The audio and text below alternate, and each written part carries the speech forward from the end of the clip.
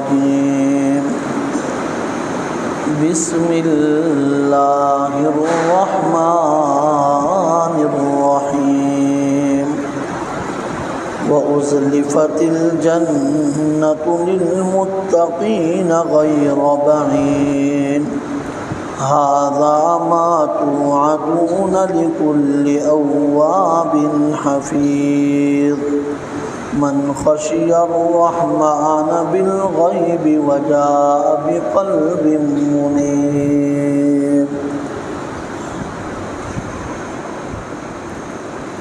ایک نوجوان نے اپنے لیے گھر بنایا اور گھر کے اندر اس نے جتنی بھی ضروریات تھی وہ سب کچھ اس نے اس گھر کے اندر لگوایا۔ بڑا خوبصورت گھر بنایا، دنیا کی ہر چیز اس کے اندر رکھا۔ سب لوگ آ رہے ہیں اور اس گھر کو دیکھنے کے لیے ایک بوڑھا آدمی بھی آیا۔ ہر کوئی تعریف کر رہا تھا کہ بڑا اچھا گھر بنایا ہے، بڑا خوبصورت گھر بنایا ہے، اس کے اندر تو آپ نے کوئی کسر ہی نہیں چھوڑا، حد کر دیا آپ نے۔ ہر آدمی اس کی تعریف کر رہا ہے۔ ایک بوڑھا آدمی تھا، وہ بھی آیا۔ اس نے کہا بیٹے گھر آپ نے بنایا ہے لیکن اس کے اندر دو خرابیاں ہیں۔ اب جب جوانی ہو اور بندے کے پاس پیسہ ہو اور ہڈیوں میں تازہ تازہ گودا ہو، جوانی کا خون بدن کے اندر دوڑ رہا ہو اور دنیا بھر کے لوگ تعریفیں کرنے لگ جائے اور ایک بوڑھا آدمی کہے کہ دو خرابیاں ہیں، تو آپ اس نوجوان کے احساسات سمجھ سکتے ہیں کہ اس کے دل کے اوپر کیا گزر رہا ہوگا کہ بھائی اس پوری دنیا تعریف کر رہی ہے، نشہ ہے، دولت کا نشہ، اور آپ کہہ رہے ہیں کہ دو خرابیاں، کیا خرابیاں ہیں؟ اس نے کہا بیٹے مان لے دو اس کے اندر خرابیاں ہیں۔ ایک خرابی اس کے اندر یہ ہے کہ یہ مکان ہمیشہ نہیں رہے گا، ایک دن آ جائے گا اور یہ سب کچھ ختم ہو جائے گا۔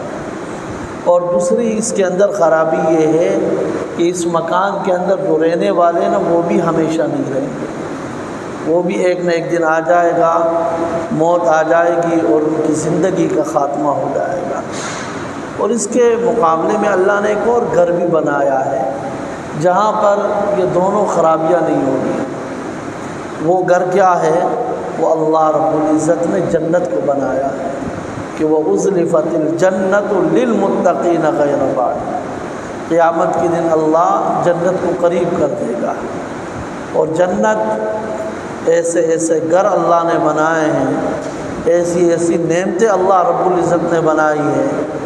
اللہ رب العزت نے وہاں کی جو زندگی ہے وہ ایسی بنائی ہے کہ کبھی بھی نہ ختم ہونے والی چیزیں، مطلب جنت کے اندر بندہ ہمیشہ جوان رہے گا، کبھی بھی بڑھاپا نہیں آئے گا، کبھی بھی نہیں آئے گا۔ اللہ رب العزت 100 آدمیوں کے برابر قوت ایک بندے کو عطا فرمائے گا۔ 100 بندوں میں جتنی طاقت ہوتی ہے نا، تو جنت میں ایک بندے کے اندر اللہ رب العزت اتنی ہی طاقت پیدا فرما دے گا۔ طاقت بھی نہ ختم ہونے والی، جوانی بھی نہ ختم ہونے والی، اور ایسا گھر اللہ نے وہاں پر بنایا ہے کہ 4 نہریں ہوگی، ہر چیز کی نہر ہوگی۔ اور وہ نہریں کس طریقے سے ہوگی؟ اللہ رب العزت نے بیان فرمایا کہ جو 4 نہریں وہاں پر ہوگی وہ کن چیزوں کی ہوگی، تو اللہ رب العزت نے اس کو بھی بیان فرمایا کہ وہاں پر ایک نہر جو ہوگا وہ ہوگا فیہا انہار من ماء غیر آسن۔ پانی کا جو نہر ہوگا ایسا پانی ہوگا کہ وہ بدبودار نہیں ہوگا، صاف ستھرا پانی وہاں پر پینے کو ملے گا۔ اور وَأَنْهَارٌ مِّن لَبَنٍ لَّمْ يَتَغَيَّرْ طَعْمُهُ، اور دودھ کی نہریں ہوگی، صاف اور شفاف دودھ ہوگا، تو یہ پریشانی نہیں ہوگی کہ دودھ میں بھی بیماری پیدا ہو گئی، ٹھیک ہے جی، اب دودھ جو ہے نا اس میں بیماری پیدا کرتی ہے، یہ چیزیں وہاں پر نہیں ہوگی، صاف ستھرا دودھ ملے گا۔ اور تیسرا فرمایا وَأَنْهَارٌ مِّنْ خَمْرٍ لَذَّةٍ لِّلشَّارِبِينَ، اللہ رب العزت ایسا شراب کی نہر وہاں پر جاری کرے گا کہ پینے والوں کے لیے لذت کا باعث بنے گی، اس سے نشہ نہیں آئے گا، عقل مغلوب نہیں ہوگا، بندہ شراب وہاں پر پیے گا تو بڑا مزہ آئے گا، اور شراب پینے کے بھی وہاں پر مختلف انداز ہوں گے۔ اللہ اکبر۔ سورہ دہر میں اللہ نے بیان فرمایا 29ویں پارے میں کہ وہاں پر جو شراب پلائے گا اللہ رب العزت، اس کے بھی 3 انداز ہوں گے۔ ایک انداز تو یہ ہوگا، فرمایا کہ ان الابرار یشربون من کاس کان مزاجها کافورا، جنت میں کچھ لوگ ایسے بھی ہوں گے جو شراب پئیں گے، لیکن کیا کریں گے؟ شراب کیسے پئیں گے؟ فرمایا کہ ان الابرار یشربون من کاس، پیالے رکھے ہوئے ہوں گے اور شراب کا بڑا وہ برتن ہوگا، اس میں سے پیالوں کے اندر جو ہے نا خود بھر کر پھر کیا کریں گے؟ شراب کو پئیں گے، لیکن وہ شراب ایسا ہوگا کہ کان مزاجھا کافورا، اس میں کافور کی آمیزش ہوگی، پینے میں تو مزہ آئے گا ہی آئے گا، لیکن بندہ جب اس کو پیے گا تو اس کا جو بو ہوگا، اس کا جو بو ہوگا اس میں بھی مزہ ہوگا، پینے میں تو ہوگا ہی ہوگا، لیکن جو اس سے بو آئے گی اس بو کے اندر بھی کیا ہوگا؟ مزہ ہوگا۔ اور دوسرا انداز وہ شراب لوگ کس طرح پئیں گے؟ تو دوسرا یہ ہے کہ وَيُسْقَوْنَ فِيهَا كَأْسًا كَانَ مِزَاجُهَا زَنْجَبِيلًا، انہیں خود جانا نہیں پڑے گا، پیالہ بھرنے کے لیے خود نہیں جائیں گے۔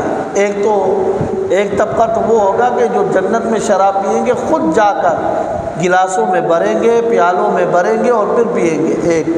دوسرا طبقہ ایسا ہوگا کہ جنہیں خود تو جانا نہیں پڑے گا بلکہ پیالے بھر لیں گے شراب کے اور ان کے سامنے پیش کیا جائے گا، اور بھرے ہوئے پیالے شراب کے وہ ان کے سامنے پیش ہو جائیں گے اور وہ پئیں گے۔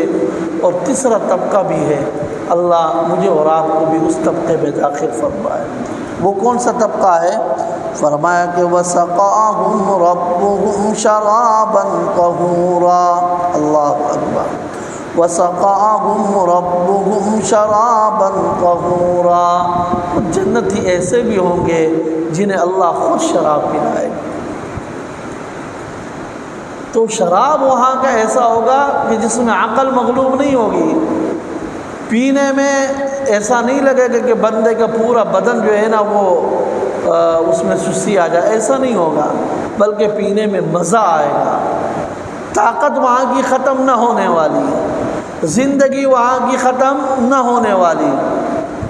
اور ایک اور نہر بھی ہوگا جنت میں، فرمایا وَأَنْهَارٌ مِّنْ عَسَلٍ مُّصَفًّى، وہ شہد کی نہر ہوگی، صاف ستھرا شہد، خالص شہد، اللہ رب العزت اہل جنت کو وہ کھلائے گا۔